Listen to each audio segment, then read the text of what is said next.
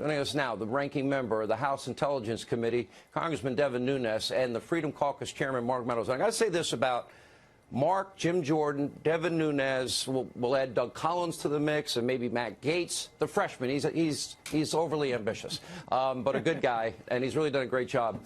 Without you guys behind the scenes, because we've now seen these closed-door testimony. Without your efforts, we would not be here, and this would have likely all have been gotten away with. And Congressman Nunes, a special applause to you tonight for that speech, which I think probably you're right up there with Lindsey Graham's speech on the day of the Kavanaugh hearings. Well, thank you, Sean. And what was amazing to me that I think a lot of people didn't pay attention to is there were two retired FBI agents on the stand there on the witness table, along with Andy McCarthy, who appears a lot on your show and others. What I was amazed at is the lack of concern by these former FBI agents, one of whom, Peter Strzok, used to work for. And look, they served their country, and I'm sure they did a great job. But when I brought up the fact that we probably shouldn't be using counterintelligence capabilities in this country to target a political campaign, they just sat there. It was almost like they had been coached by the Democrats to not say anything bad about the counterintelligence investigation that occurred. And I'll tell you, if that's the attitude, I know we always say, oh, this happened at the very top of the FBI. But I will tell you, if that attitude permeated throughout the counterintelligence capabilities, and if retired FBI agents think it's okay to use counterintelligence against political campaigns, I think we've gone a long way in this country, because it used to be the Democrats who didn't support the counterintelligence capabilities because they thought that they were spying on their campaigns and on political enemies. It ends up, in fact, they took them over. They corrupted the whole thing, and it seems like that's the attitude throughout the FBI, at least for the former and most of the former officials. Really, it was a powerful, moving speech you gave today. And I will say this, and I mean this is the biggest compliment to Congressman Meadows, and I want everybody to understand, as the chairman of the Freedom Caucus, what you and Jim Jordan in particular did behind closed doors. Now that we're getting those transcripts, you are asking the right questions, the hardest questions, informed questions, and forward-thinking questions, knowing what the truth would eventually be and come out as. Your reaction to all of these events?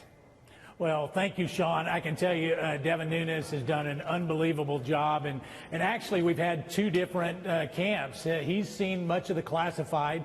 Jim Jordan and I have not. And so we've been able to work together in a way that honestly is about transparency for the American people. Here's the thing that dawned on me today. You had another Mueller hearing here in Hipsey, an open hearing. Why was it open? Because they want to try to resurrect the whole Mueller narrative and try to do their best to make sure that the American people are engaged. But the truth of the matter is they didn't get the result they wanted. You know, there was the old Adam, if at first you don't succeed, try again. Well, they've tried again, and they'll continue to try. But the problem is they know the truth. Even some of the witnesses today here on Capitol Hill, they're supposed to be experts. They hadn't even read the Steele dossier. That's how not credible that was. That's pretty amazing, too. So how are we to interpret this New York Times news tonight? Do both of you believe, as I think I'm reading and interpreting, I always ask both of you one question because neither one of you would leak to me the way I wanted you to.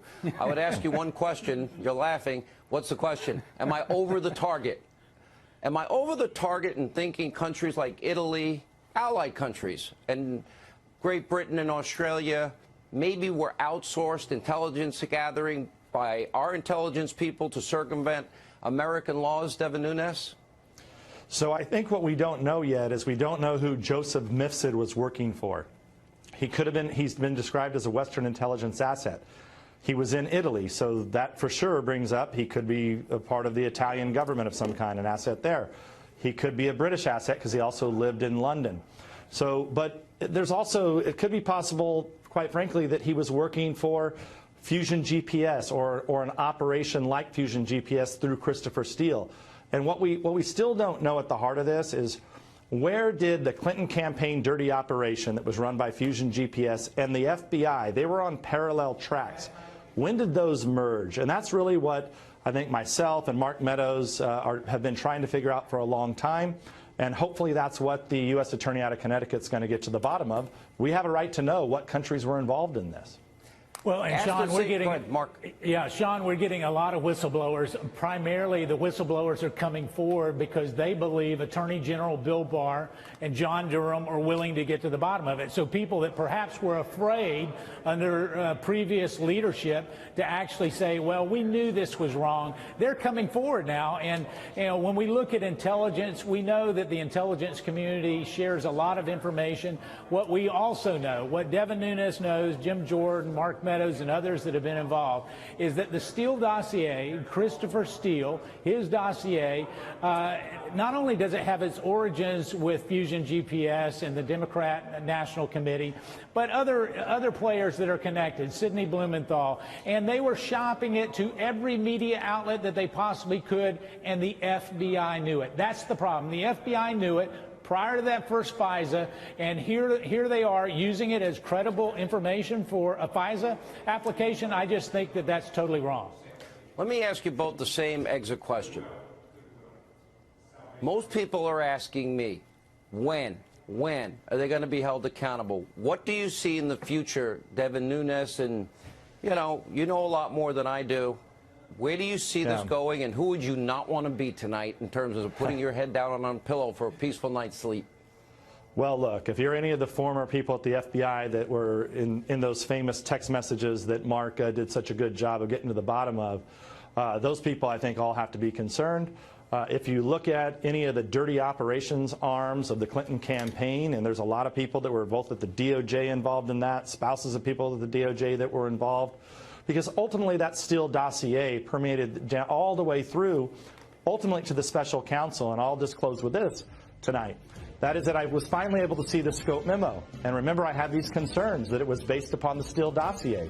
And look, I can't talk about what was in there, but we know from the Mueller report, or from what Judge Sullivan put out, we know that it was probably largely based on the Steele dossier. And I think the Graham memo and the Nunes memo said something to the effect the bulk of the information came from that. Last word, Mark. Listen, people need to go to jail. People need to be accountable, and I believe indictments are on their way. All right, I want to thank you both. In all honesty, these two guys, we wouldn't be where we are today, getting to the truth, equal justice, constitutional republic.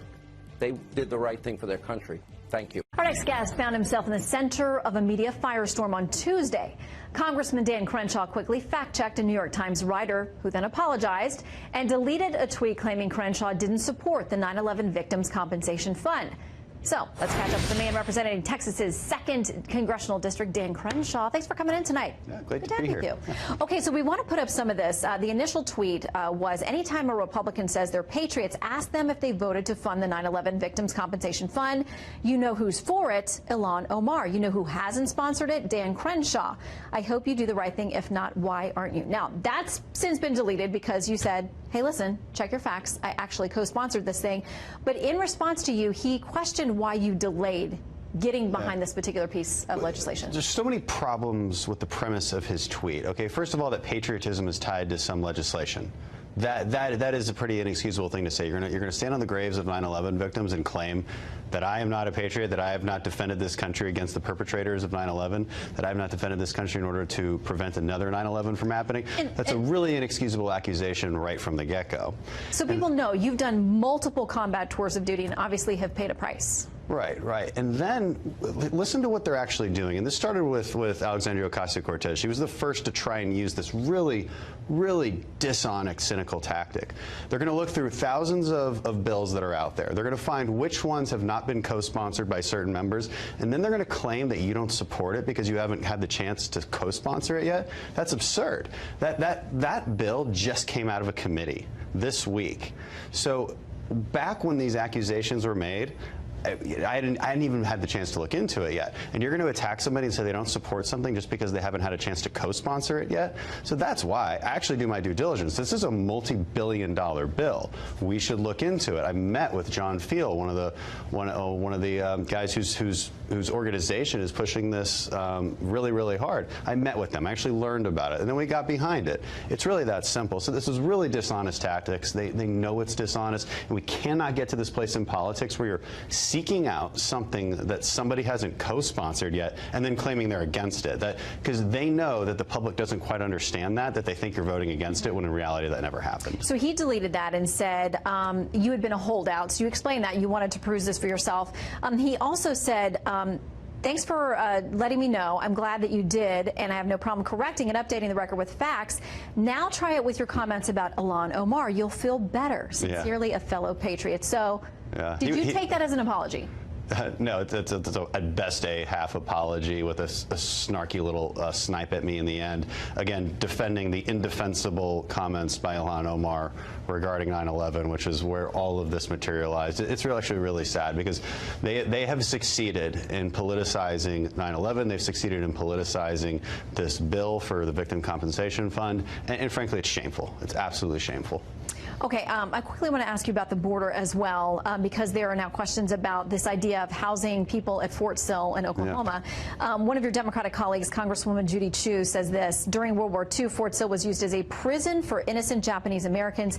70 years later, Trump's using it to imprison immigrant children. This is outrageous and cruel. Hashtag no kids in cages. This might be one of the dumbest comments that we've seen, and this is another example of the media. This was Time Magazine. I think The Hill reported this too. They have a headline that says, you know, the administration is putting kids where we used to put, where we used to have internment for Japanese Americans during World War II. The implication, of course, that they're going for is that, oh, we're putting people in concentration camps. Of course, nothing could be further from the truth. This is a military base. We are looking for places to house kids in a humane way.